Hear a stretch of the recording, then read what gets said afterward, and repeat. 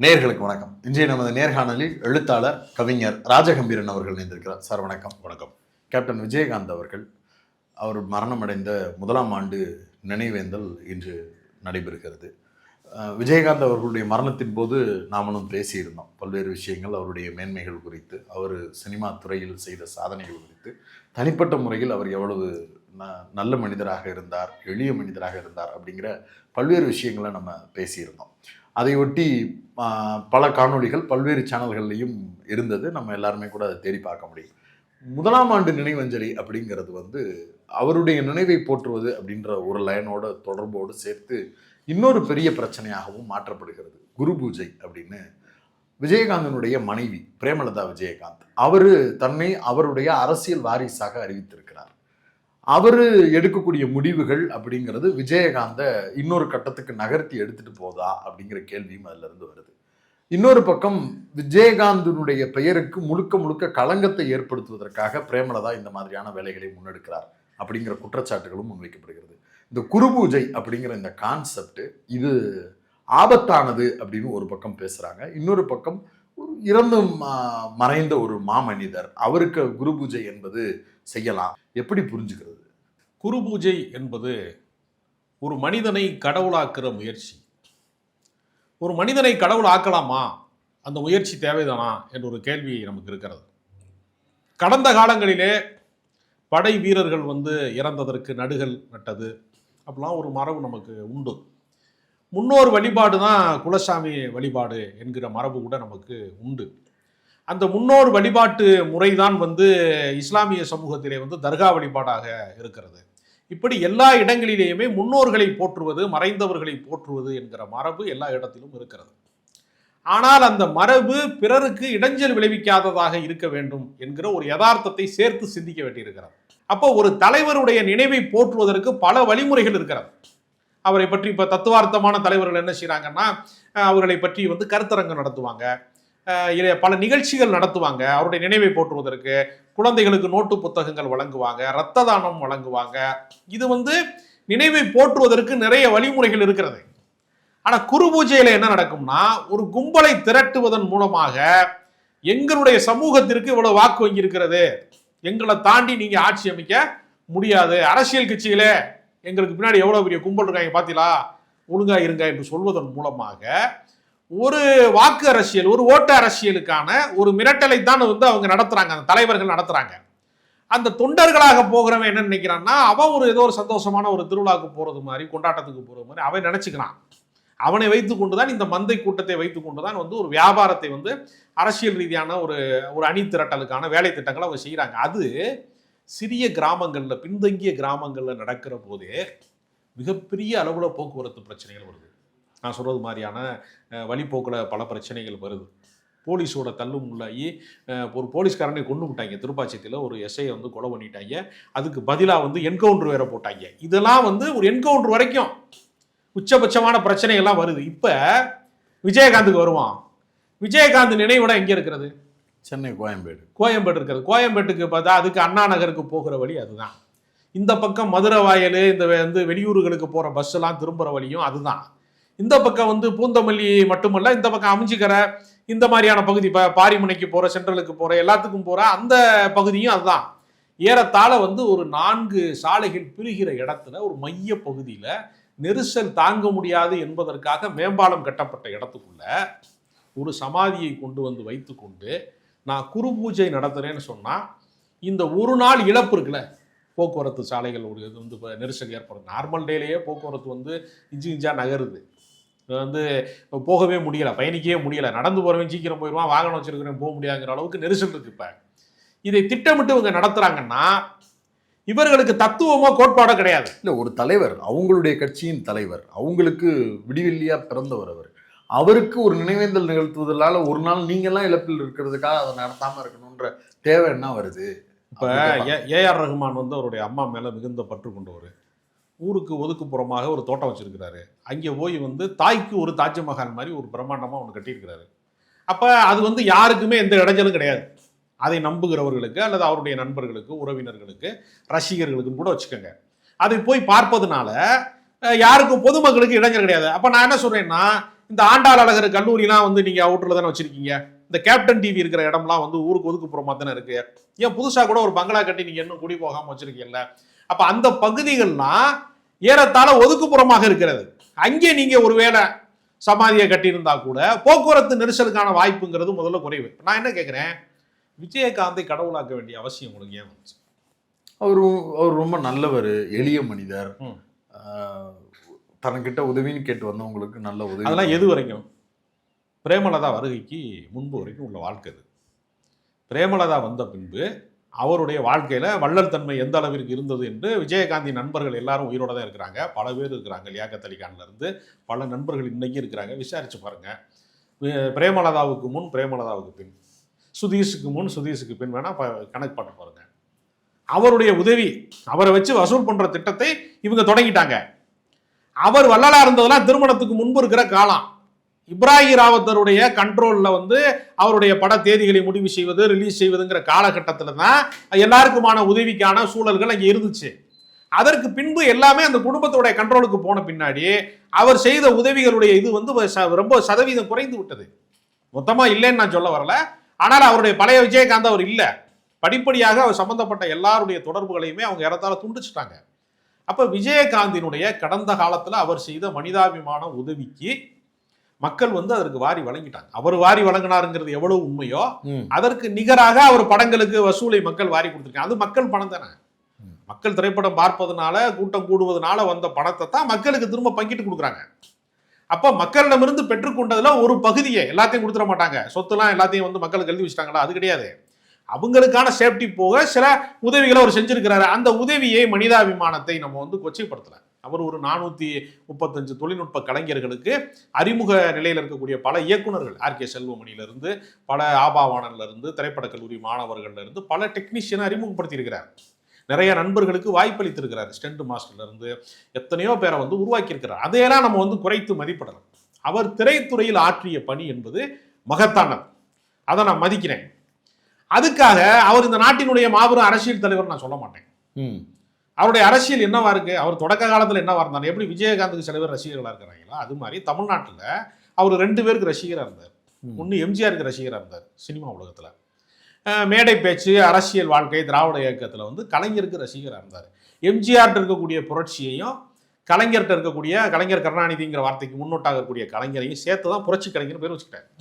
கலைஞர் தலைமையில தான் அவர் கல்யாணம் பண்ணார். புரட்சி கலைஞர் அவரே. புரட்சி கலைஞருங்கிறது, ஆமா, அந்த புரட்சி கலைஞருங்கிற பட்டத்தை வந்து அவருடைய நண்பர்கள் வழியா கொடுப்பாங்க. அது 2 ஒட்டையும் சேர்த்தது, அதுல சேர்த்ததுதான். அவரை வந்து ப்ரொமோஷன் பண்ணணும், அவரை வந்து மக்கள் மத்தியில் கொண்டு போய் சேர்க்கணுங்கிறதுக்காக உருவாக்கப்பட்ட போது ஏற்பட்ட பெயர் அது புரட்சி கலைஞருங்கிறது. அப்ப இது 2க்குமே அவர் ரசிகரா இருக்காரு. அவருக்கு ஏதாவது அரசியல் கோட்பாடு உண்டா? தேசியமும் இருக்கும், முற்போக்கும் இருக்கும், திராவிடமும் இருக்கும், கழகமும் இருக்கும். தேசிய முற்போக்கு திராவிட கழகம் இல்லைங்க. அவருக்கு ஏதாவது கொள்கை கோட்பாடு இருக்கா? அவருடைய மனிதாபிமான உதவியை நான் வந்து மதிக்கிறேன். அது சிறந்தது தான். அது வந்து 2வது கருத்தை இல்லை. இடதுசாரிகளோட சேர்ந்து மக்கள் நல கூட்டணிக்கும் வந்தாரு. பிஜேபியோட சேர்ந்து மோடியை பிரதமர் ஆக்குவோன்னு பிஜேபிக்கும் வந்தார். அப்போ அவருக்குன்னு ஒரு கொள்கை கிடையாது. இடதுசாரிகளோட, அதாவது தண்ணி குடத்தில் வந்து நீங்கள் எந்த குடத்தில் ஊற்றி வைக்கிறீங்களோ அந்த டிசைனில் தண்ணி இருக்கும், அவ்வளோதானே. தனிப்பட்ட கொள்கைன்னு ஒன்று கிடையாது இல்லையா? இல்லை, எல்லாமே நல்லது நடக்கணும்னு நினைப்பாரு அப்படின்னு சொல்லுவோம். அதாங்க அவருடைய அரசியல் கோட்பாடுன்னு ஏதாவது இருக்கா? அரசியலில் ஒவ்வொருத்தருக்கும் ஒரு இலக்கு இருக்கிறது. இதுதான் என்னுடைய அரசியல். தொழிலாளர்கள் விடுதலைக்காக ஒரு இடதுசாரி இயக்கம் நடத்தப்படுகிறது. ஒரு சமூக நீதி கோட்பாட்டுக்காக இந்த இயக்கம் நடத்தப்படுகிறது. சாதியற்ற ஒரு சமூகத்தை உருவாக்கணுங்கிறதுக்காக ஒரு விடுதலை சிறுத்தை கட்சி மாதிரி கட்சிகள் வந்து இயங்குது. ஒவ்வொருத்தருக்கும் ஒரு நோக்கம் இருக்கிறது. ஈழ விடுதலை அரசியலை முன்வைத்து சில பேர் இயக்கம் நடத்துறாங்க. மே 17 மாதிரி ஒவ்வொருத்தருக்கும் ஒரு அரசியல் நோக்கம் இருக்கிறதுல. விஜயகாந்துக்கு ஏதாவது அரசியல்ல ஏதாவது இலக்கு இருக்கிறதா? எல்லாரும் நல்லா இருக்கணும். அது வந்து வயசான பாட்டி, வெத்தலாக்கு போடுற பாட்டிலாம் சொல்லணும். அது அரசியல் கோட்பாட்டுக்குள்ளேயே அது வராது. அதல்ல கோட்பாடு. அவருக்கு எந்த இலக்குமே கிடையாது. அவரை பொறுத்தவரையில அரசியலுக்குள்ள அவர் வந்தது என்பதே ஒரு எதிர்பாராத தன்மை தான். அவர் ஏஆர் முருகதாஸ் கல்யாணத்துக்கு கள்ளக்குறிச்சிக்கு போற போது வழியெல்லாம் திரண்ட மக்களினுடைய திரட்சியை பார்த்துட்டு ஏன் இந்த மன்றத்தை வந்து நம்ம அரசியல் கட்சியாக மாற்றக்கூடாது என்று ஒரு எதேச்சையான ஒரு முடிவில் தான் அவர் எடுக்கிறாரு. துணிஞ்சு ஒரு எக்ஸ்பெரிமெண்ட் பண்ணி பார்த்தாரு. ரஜினிகாந்த் வரேன்னு சொல்லிட்டே இருந்தாரு, வரல. சரி நம்ம ஒன்று செஞ்சு பார்ப்போமே அப்படின்னு ஒரு முயற்சி பண்ணி பார்க்குறாங்க. அதில் அவர் சட்டமன்ற உறுப்பினர் ஆகிறாரு. சில பர்சன்டேஜ் வந்து வாக்கு சதவீதங்களை அவர் பெறுகிறாரு. ஒரு 8% மேலே பெறுகிறாரு. அப்போ ஒரு 3வது சக்தியாக அவர் முளைக்கிற போது அவர் வந்து அதை பயன்படுத்தி கொண்டு ஒரு அரசியலில் ஒரு பேரம் பேசி எதிர்க்கட்சி தலைவர் வரைக்கும் வந்தார். அவரை அந்த லெகசியை கையில வச்சிருக்கிற கிளைம் பண்ணக்கூடிய நபர் நான் தான் அப்படின்னு தானே பிரேமலதாவும் உள்ள வர்றாங்க. அப்ப பிரேமலதா அவனுடைய நோக்கம் என்ன? விஜயகாந்த் இன்னைக்கு இல்ல, அவருக்கு எதிர்க்கட்சி தலைவர் அந்தஸ்து வரை பெற்றவர், அந்த கட்சி இன்னும் இருக்கு. அப்ப அவங்களுடைய நோக்கம்னு ஒண்ணு இருந்தா தானே அடுத்த கட்டத்துக்கு நகல முடியும். அவங்களுடைய நோக்கம் என்ன? அவங்களுடைய நோக்கம் என்ன? விஜயகாந்தினுடைய புகழை வந்து அடுத்தடுத்த தேர்தல்களுக்கான பேரங்களுக்கு பயன்படுத்தி கொள்வது. அதை பயன்படுத்தி என் மகன் சின்ன பையன், அவனுக்கு ஏன் நீங்க ஓட்டு போட மாட்டேங்கிறேன்னு கேட்டாங்க இல்லையா? அவனை ஜெயிக்க வச்சு அழகு பார்த்துருக்கணும். இது எங்கேயாவது ஒரு ஓட்டப்பந்தயத்துல யாராவது பின்னாடி ஓடி வந்தவன் பாவம் இழைக்கிறான், அவனை முன்னாடி நீங்க விட்டுருக்கலாம் அப்படின்னு எந்த பந்தயத்திலேயாவது யாராவது சொல்லி பார்த்துருக்கலாம்? பாட்டிகிட்ட போய் ஓட்டப்பந்தயத்துக்கு பேரன் ஆசீர்வாதம் வாங்கும் போது பார்த்து மெதுவாக ஓடுப்பா அப்படின்னு சொல்லி சொன்னாங்க. அது மாதிரி இருக்குது. இது நடைமுறை சாத்தியமா? அது லாஜிக் இருக்கா? அப்போ விஜயகாந்தினுடைய புகழை நீங்க எப்படி பயன்படுத்த போகிறீர்கள்னு ஒரு கேள்வி இருக்குல்ல. இப்ப இவரை விடவும் அதிகமாக உதவி செய்ததாக உலகத்திற்கு வந்து பொன்மன செம்மல், கொடுத்து சிவந்த கரங்கள் என்றெல்லாம் போற்றப்பட்ட எம்ஜிஆருக்கு யாருமே குரு பூஜை நடத்தலையே. ஜெயலலிதா நடத்தினாங்களா குரு பூஜைய? ஜெயலலிதா அதை செய்யலையேங்க. ஜெயலலிதா தன்னைத்தான் நம்பினாங்க. எம்ஜிஆர் கட்சியை வந்து அவங்க கைப்பற்றிக்கிட்டாங்க, பொதுச் செயலாளர் ஆயிட்டாங்க. ஆனா தன்னையே தலைவியாக வந்து காட்டுறதுக்கு தான் முயற்சி பண்ணாங்க. எம்ஜிஆர் பேனரே அவங்க டம்மி பண்ணணும்னு நினைச்சாங்க. அவங்களுக்கு தன்னம்பிக்கை இருந்தது. அவங்க போன பாதை சரி தவறுங்கிற விமர்சனம் தனியா பேசுவான். ஆனா அவங்களுக்கு ஒரு தன்னம்பிக்கை இருந்தது. இல்ல, எம்ஜிஆருக்கு நினைவு நாள் வைக்கிறாங்கல்ல. நினைவு நாள் என்பது ஒரு அமைதி. குரு பூஜை என்பது வேறு, நினைவு நாள் கொண்டாடுவது என்பது வேறு. பெரியாருக்கு கூட தான் நினைவு நாள் வைக்கிறாங்க. பெரியார கடவுள் அறிவிச்சுட்டு வைக்கிறாங்க. அதை நினைவு நாளுங்கிறது ஒரு போய் ஒரு மாலையை, ஒரு சிலைக்கு மாலை போடுவாங்க, அல்லது நினைவிடத்தில் போய் ஒரு மலர் வைப்பாங்க. வச்சுட்டு அந்த நினைவு நாளில் சில பேர் உறுதிமொழி ஏற்கிறாங்க, சில பேர் திருமணம் செய்கிறாங்க. அது வந்து ஒரு நினைவை போற்றுவது, அவ்வளோதான். பெரியார் இந்த சமூகத்திற்கு செய்த பங்களிப்பு, எம்ஜிஆர் இந்த சமூகத்திற்கு செய்த பங்களிப்பு, அவ்வளோதான். கலைஞர் செய்த பங்களிப்பு, இப்படித்தான் எல்லாருமே செய்வாங்க. எங்கேயாவது போய் இப்போ நான் என்ன கேட்குறேன், இப்போ பிரபாகரனுக்கு வந்து எங்கேயாவது குரு பூஜை நடத்துறாங்களா? அவரை பின்பற்றக்கூடியவர்கள் உலகம் முழுக்க வந்து ஈழத்தமிழர்கள். அவர் இருக்காரா இல்லையான்றதே என்ன டிக்ளேர் இல்லை. அவர் இல்லை, அது எல்லாருக்குமே தெரியும். இருக்கிறாருன்னு சொல்லி ஒரு குரூப் பிசினஸ் பண்ண பார்க்குறாங்க, அது எல்லாருக்குமே தெரியும். அது இல்லை, அவர் இல்லை. இருந்தால் தான் அவர் குரல் வந்திருக்குமே. அவர் என்ன மறைந்திருந்து ஒளிந்திருந்து விளையாடுறதுக்காக இருக்கிறாரு? அது கிடையாது. அப்போ அப்படி யாராவது செய்திருக்கிறார்களா? இல்லை, இல்லை. அப்போ இதனுடைய நோக்கம் என்ன?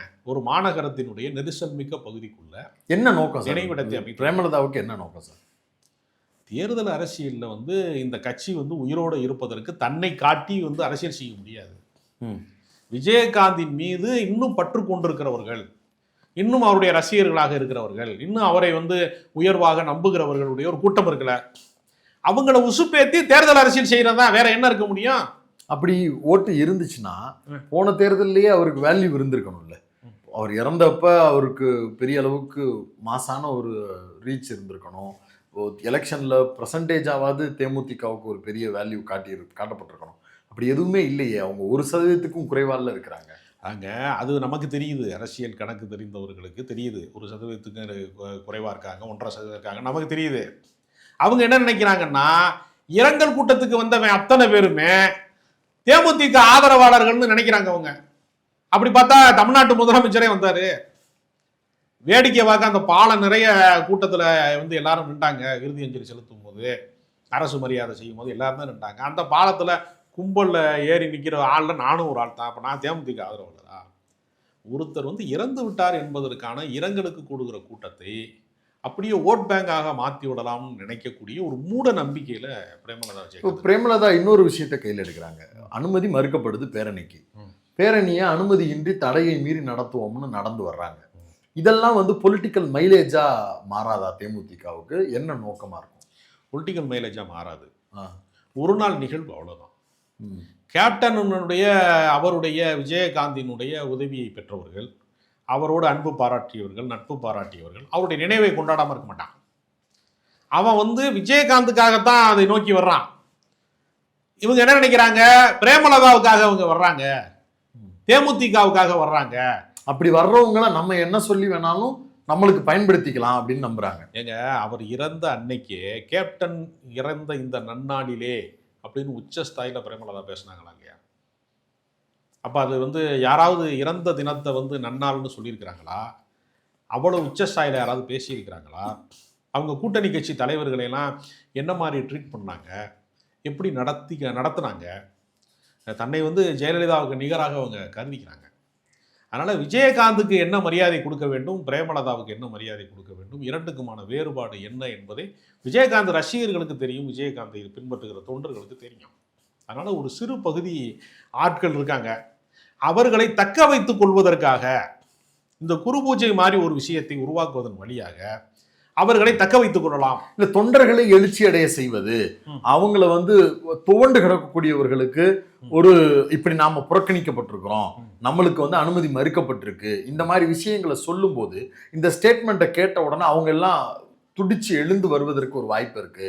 அதன் மூலமா தேமுதிக இன்னும் வீரியமா தன்னுடைய அடுத்த கட்ட பாய்ச்சலுக்கு தயாராக முடியும் அப்படின்னு நம்பலாம்ல. ஒரு கட்சி நடத்துறவங்க அப்படித்தானே யோசிப்பாங்க. அது கூட சாத்தியம் இல்லை. அப்படி ஒரு அரசியல் கணக்கை விஜய் வந்து பிரேமலதாவோ எல்கே சுதீஷோ அப்படி ஒரு கணக்கை வந்து வியூகத்தை வகுக்கலாம்.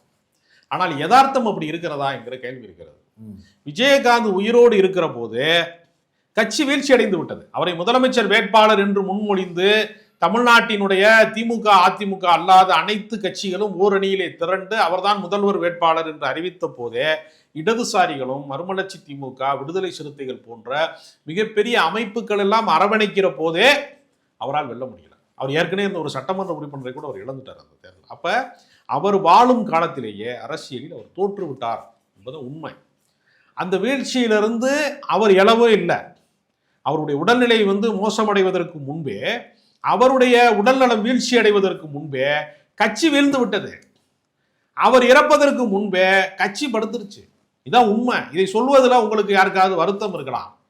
ஆனால் இந்த யதார்த்தத்தை நீங்கள் கணக்கில் கொள்ளாமல் நீங்க இன்னும் வந்து இப்ப இருக்க 2K கிட்ஸ் பல பேருக்கு விஜயகாந்தே தெரியாது. அது ரொம்ப பேருக்கு அது புரிய மாட்டேங்குது. இப்ப நான் வந்து ஒரு 40 வயதுகளை கடந்தவர்களுக்கு அது தெரியும். நான் 20 வயதா இருக்கும்போது ஒரு பெரிய ஹீரோவா இருப்பாரு. எனக்கு என்னுடைய வயதுக்கு தெரியும். உங்க வயதுக்கே நீங்க படம் பார்த்துருக்க மாட்டீங்க அவரை. கொஞ்சம் பேருக்கு தெரியாது. இவங்க என்ன நினைச்சிட்டு இருக்கிறாங்கன்னா அவரை இன்னும் வந்து அவர் லைவ்ல இருக்கிறாரு. விஜய் மாதிரியான நடிகர்கள், சீமான் மாதிரியான உதிரிகள், இவங்க எல்லாரும் போய் மரியாதை செலுத்துவதையோ அல்லது அவங்களுடைய இரங்கல்களோ கூட அந்த தலைமுறைகிட்ட அதை கொண்டு போய் சேர்க்கும், அவங்க மத்தியில் ஒரு பெரிய மார்க்கெட்டை அவருக்கு உருவாக்கும் தானே அப்படின்னு தான் நினைக்கிறேன். விஜயகாந்த் வாழும் காலத்திலே சீமான் அவர் மீதெல்லாம் என்ன விதமான விமர்சனங்களை வைத்தார் என்பது இன்னும் வந்து யூடியூப்ல காணொலிகளில் கிடைக்கும். குடியார பையன்லாம் சொன்னார். இல்லை, அவர் சுய விமர்சனம் பண்ணதாக நீங்கள் கருதக்கூடாது. அவர் பொதுவாக பேசியிருப்பாரு. இல்லை, விஜயகாந்த் சொன்னார் அவரு. ஆனால் விஜயகாந்தை பொறுத்தவரையில் அவரையுடைய மொழி சார்ந்து, அவர் வந்து தெலுங்கு பேசுகிறவர் என்கிற மொழி சார்ந்து நீ போய் ஆந்திராவில் அரசியல் பண்ணு, உனக்கு தமிழ்நாட்டில் என்ன வேலை என்று கேட்ட சீமானவர்கள் அவருடைய நினைவிடத்தில் போய் நிற்பதும், ஏற்கனவே ரஜினிகாந்த் வீட்டில் போய் நிற்கிறார்ல, அவருக்கு என்று தனித்த கொள்கைகள் கிடையாது. அதனால் அவர் வந்து எல்லா வீரவசனத்தையும் பேசிவிட்டு எங்கெல்லாம் வந்து யாரையெல்லாம் விமர்சித்தாரோ அவர்களிடத்துல போய் நிற்பது என்கிற ஒரு வழக்கத்தை அவர் கொண்டிருக்கிறார். இவர் மாதிரி ஆட்கள் வருவதன் மூலமாகவே இது ஒரு போலித்தனமான ஒரு விஷயத்தை அவங்க வந்து உருவாக்க பார்க்குறாங்க. விஜய் கட்சியினுடைய கொடியவும் விஜயினுடைய புகைப்படத்தையும் கையில் ஏந்திய நபர்களையும் பார்க்க முடியுது அந்த கூட்டத்தில்.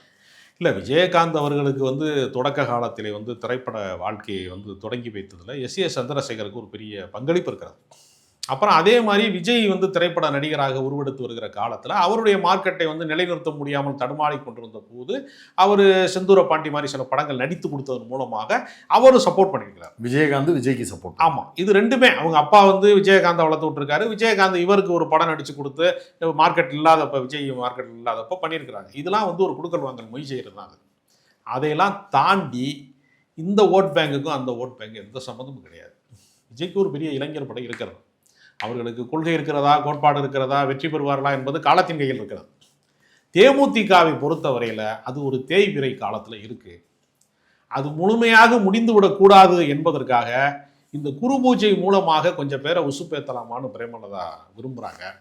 நடைமுறையில் அது எந்த தாக்கத்தையுமே ஏற்படுத்தாது. இது ஒரு முழுக்க ஒரு மூட நம்பிக்கை. இது அவர் நினைவை போற்றுங்கள், அவர் செய்த உதவிகளை நீங்கள் திரும்ப செய்யுங்க. அதுக்கு செலவாகுங்கிறதுனால நீங்கள் அவரை கடவுளாக்கி அலங்கரித்து அதை வந்து இந்த ஏற்கனவே அதை கோயிலாக மாற்றிட்டாங்க. நான் அந்த இடத்த போய் பார்த்தேன். ஏற்கனவே கோயிலாக மாற்றிட்டாங்க. ஏற்கனவே நமக்கு சாமிக்கோ கோயிலுக்கோ பஞ்சம் கிடையாது, நிறையா இருக்குது. இன்னொரு எண்ணிக்கையை கூட்டுவதன் மூலமாக நீங்கள் எதையும் சாதித்து முடியாது.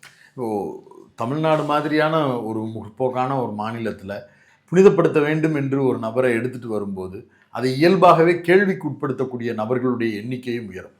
அது வந்து தேவையில்லாமல் விஜயகாந்தினுடைய வேறு சில பக்கங்களையும் தோண்டி எடுத்து அவருடைய இறந்ததற்கு பிறகு அவர் அப்படியே மதிப்பீடு அப்படியே மதிச்சுட்டு போயிடணும் அப்படிங்கிற எண்ணத்தை அது வந்து டிஸ்டர்ப் பண்ணுற மாதிரி மாறிற சூழலையும் பிரேமலதாவே உருவாக்கி கொடுக்குறார். அந்த மாதிரியான சூழலையும் உருவாக்காமல் இருப்பது தான் நம்மளுடைய கோரிக்கையும் கூட. என்ன நடக்குதுன்னு இல்லை, விஜயகாந்தை சிறந்த மனிதன் என்று சொல்லுங்கள். ஒரு நாளும் அவரை வந்து கடவுள் என்று சொல்லாதீர்கள். தமிழ்நாட்டு மக்கள் அதை ஏற்றுக்கொள்ளவும் மாட்டார்கள், ஏமாறவும் மாட்டார்கள். ஒரு நல்ல உரையாடல். பல்வேறு விஷயங்களை மிக வெளிப்படையாக பேசியிருந்தீங்க. உங்களுடைய நேரத்துக்கும் கருத்துக்களுக்கும் மிக்க நன்றி சார்.